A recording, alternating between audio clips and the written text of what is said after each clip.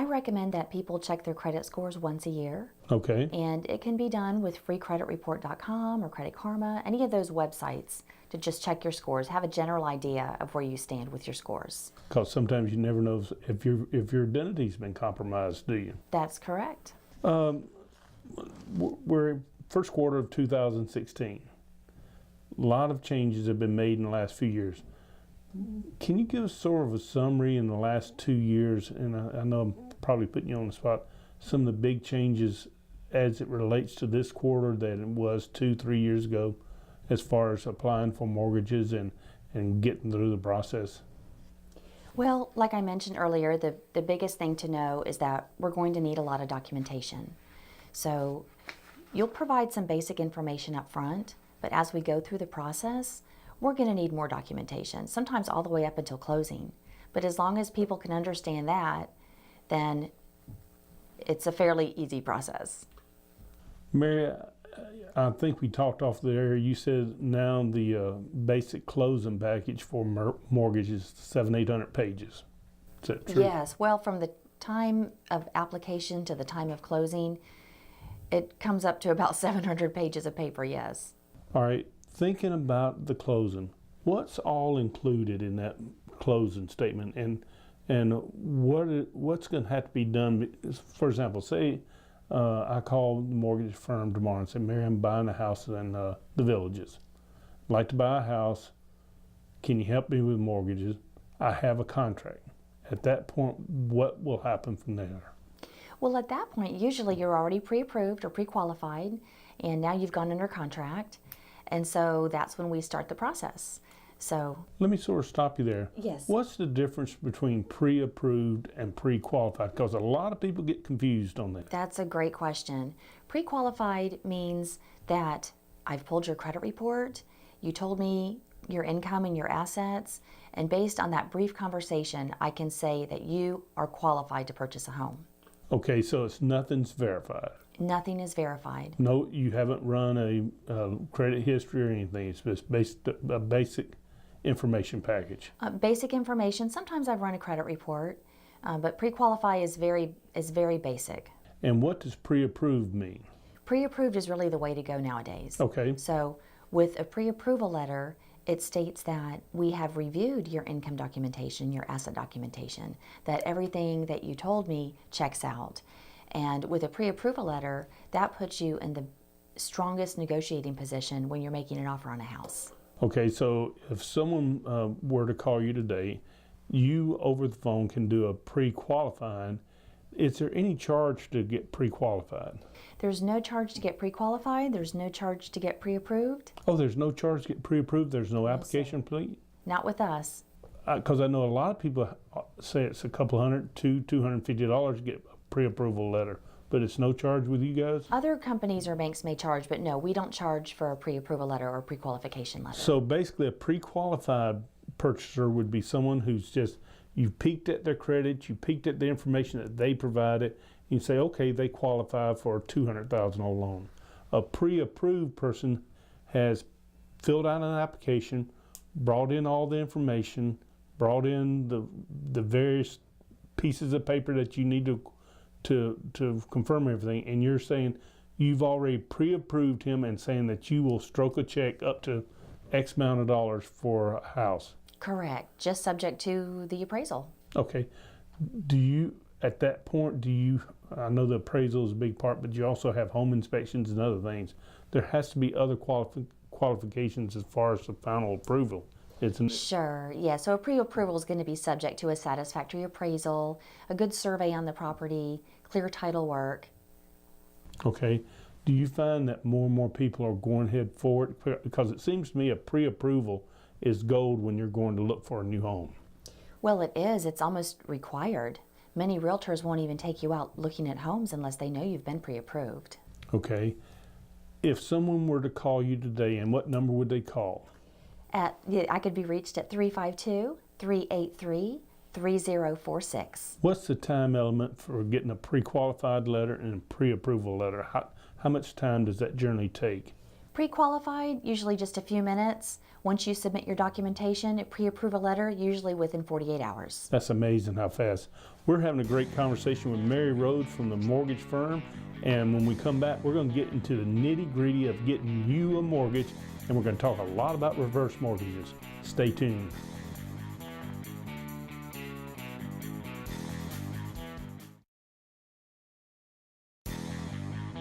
Welcome back to Around the House, sponsored by Romac Lumber.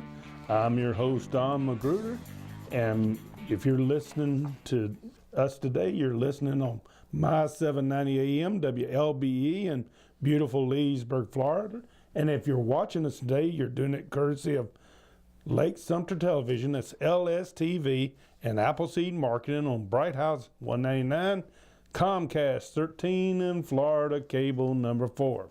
Our special guest today is Mary Rhodes. She's a branch manager with the mortgage firm right here in Mount Dora, and we're talking about mortgages, getting a lot of great information because I don't care, 8 years after the Great Recession, gathering and securing a mortgage is still one of the hardest things for most people to do.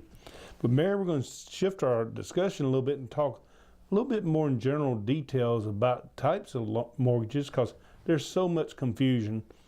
First off, Mary, I know of 4 basic types of loans. You have conventional, FHA, VA, and USDA. Now, I know there's others, but those seem to be the most popular. I'm going to ask you to sort of give a brief description of each one so that people listening and watching can make the best decision for them. So when we talk about conventional home financing, what does that refer to?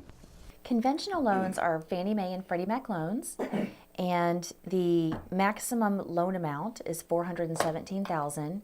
So when you hear of people referring to jumbo loans or non-conforming loans, those are loans that are over $417,000. Well, who finances those? The jumbo loans, Yes. we finance jumbo loans as well. But it's not Yes.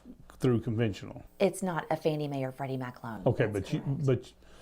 once again, this is a big change. 3 or 4 years ago, nobody would do a jumbo loan. That's true. That's true. Or if you could find a jumbo loan, you would have to put 20 or 30% down. Okay, so with conventional financing, that's through Freddie Mac or Fannie Mae. Correct. Underwritten to their guidelines. Correct. And how much down is generally required on those? Well, surprisingly enough, as little as 3% now. And So that they- just recently came into the marketplace. So they've lowered that quite a bit. They have. And that makes sense because at 10 and 15, 20%, no one could hardly afford to get a loan. Are the approval processes for conventional loan very difficult these days? I mean, what type of time element to get approved and to a closing for a conventional loan? Sure. It's a little more difficult to qualify for a conventional loan than it is for a government loan. Mm-hmm. And again, it's a 640 minimum credit score. The higher your credit score, the better interest rate you're going to get. And if you can swing 20% down, then there would be no mortgage insurance. Okay, that's PMI, right? That's PMI, right? Okay. A lot of people talk about PMI, and I'll be honest with you, most people have no idea what that means. Right. Can you define for all of us what PMI actually means and what purpose it serves?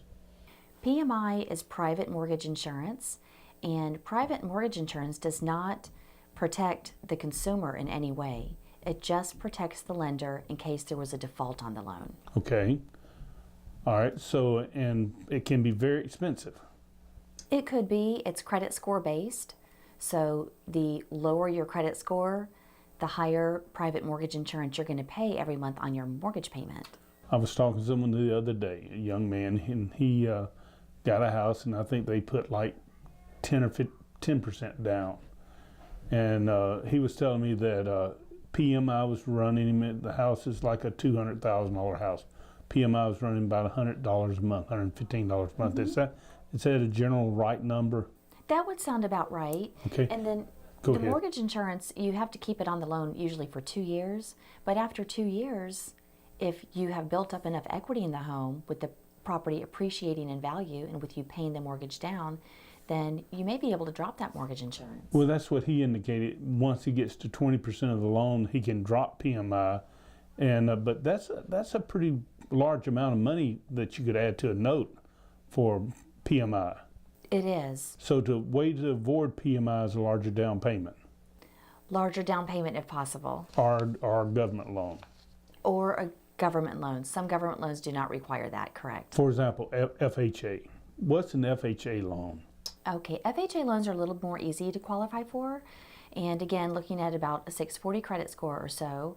And FHA loans only require 3.5% down. Okay. Okay, and there is mortgage insurance associated with an FHA loan. So they require PMI too? They do. Okay. Yes. Why, I'm going to ask just a loaded question because I'm sure a lot of people, why wouldn't people apply for an FHA loan? Is there some certain qualification that someone has to meet to apply for an FHA loan? Well, they just have to have the right credit score and have No. a little money down. You know, but they don't have to be associated with the government or. Oh, no, not at all. Oh, there's some program or something like that, or some income level. Well, I mean, Correct. Yeah. None of there's no eligibility requirements as far as that goes. okay. So FHA loans, 3.5% down payments. Correct. PMI is required. Yes. If you hit a certain level, like 20% on the FHA loan, can you dispose of PMI, or you have to keep PMI the whole time? For the most part, you'll never drop the mortgage insurance on an FHA loan unless you refinance out of it. Okay. For the most part. So that's the negative part. Correct. Okay. Now, I understand a lot of veterans take care of VA, use VA loans, and I understand it's a great product. Describe and tell us what a VA loan does for people. Sure. I love VA loans, and what a great way to give back to our veterans. No money down, no mortgage insurance, and a little bit easier to qualify for too. So no money down, no mortgage insurance, a little easy. Now, is there a certain length of time someone has to be in the service? For example, you know, a lot, and the reason why I know the answer to questions, but I know everybody has these questions.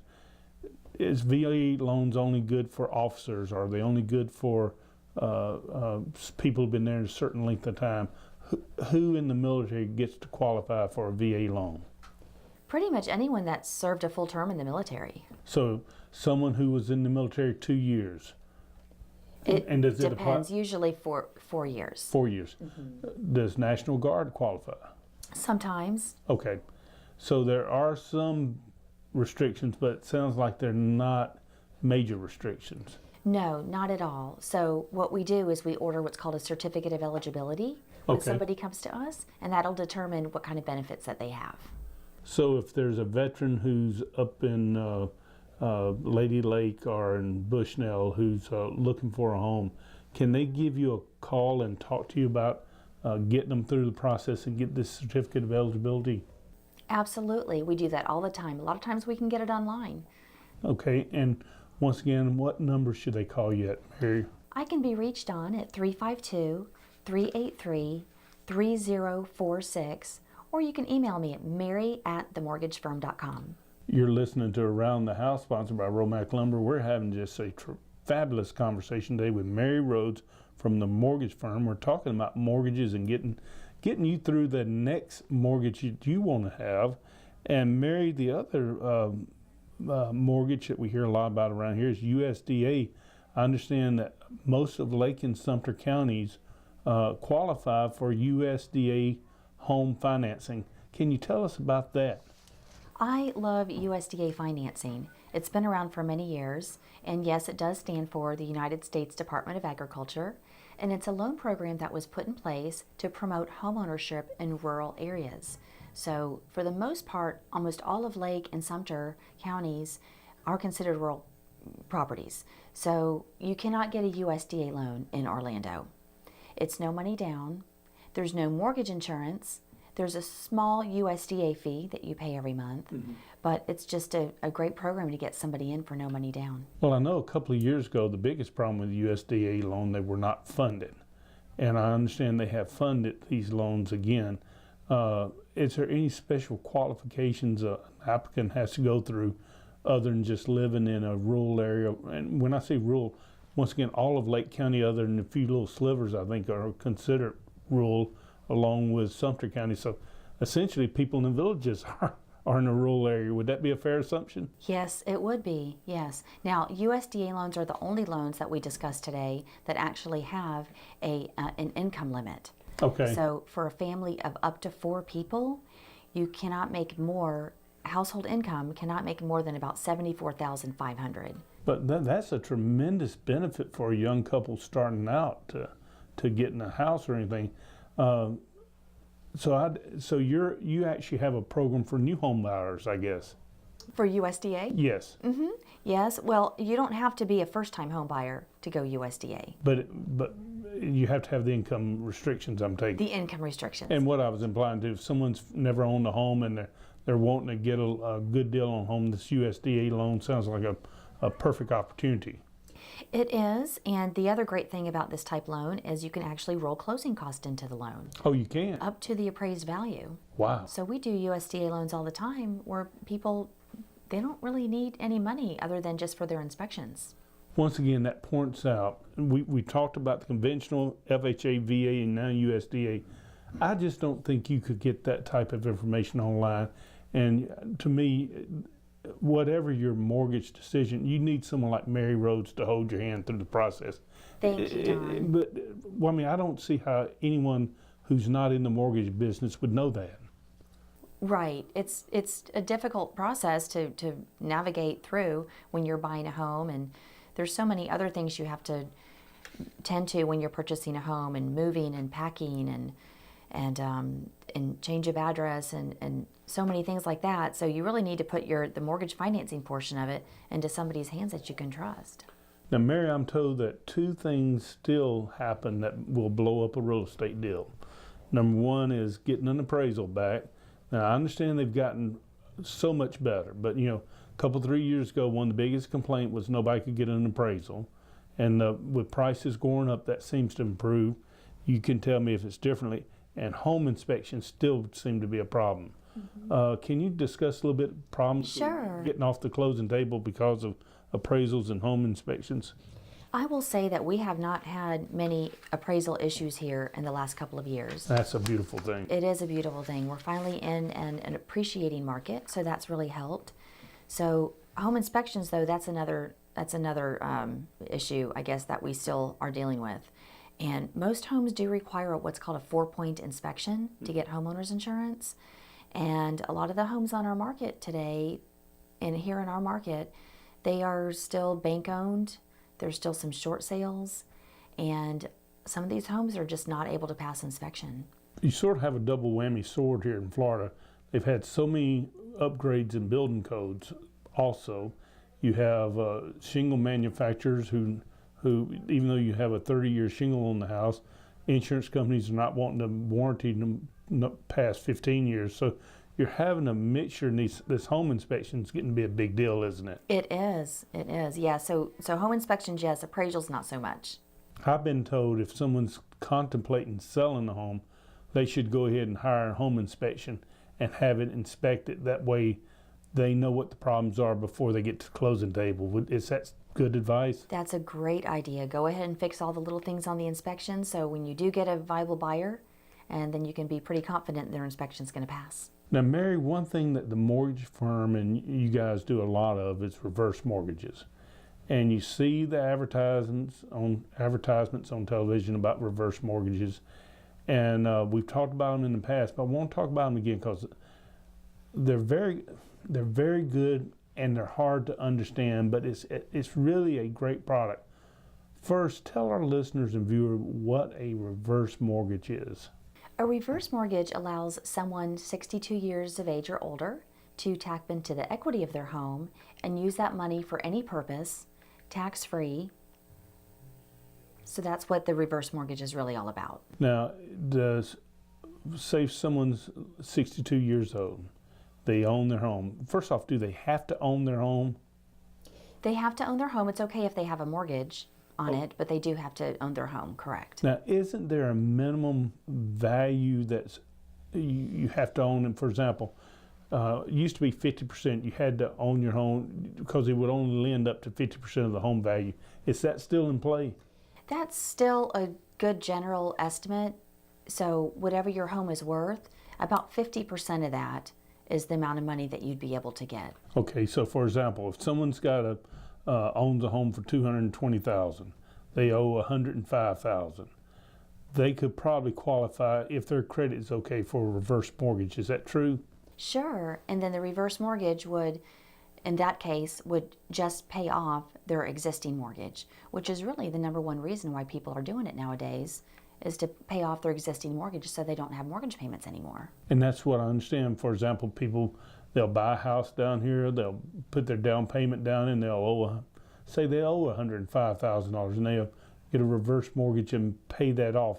Now, if you get, let's take that scenario. Say you're someone in your retirement community around here, bought a house for $220,000, you owe $105,000 on it, you get a reverse mortgage. Reverse mortgage pays it off. So there's the only thing left is taxes and insurance. Correct. That means they still have to pay the taxes and insurance every Yes. year, doesn't it? Yes, the taxes and insurance still have to be paid, yes. But other than the taxes and insurance, will they ever get a bill? No, they will not. So there's not a monthly payment, there's not a There's not a monthly payment, and interest just accrues on the loan month after month and year after year. So once the home is no longer their primary residence, it's at that point that the mortgage is paid off. You're listening to Around the House. Our special guest is Mary Rhodes from the mortgage firm. In our discussion right now, we're talking about reverse mortgages. We're trying to understand them. And she's an expert not only in reverse mortgages, but other mortgages. And Mary, in regards to reverse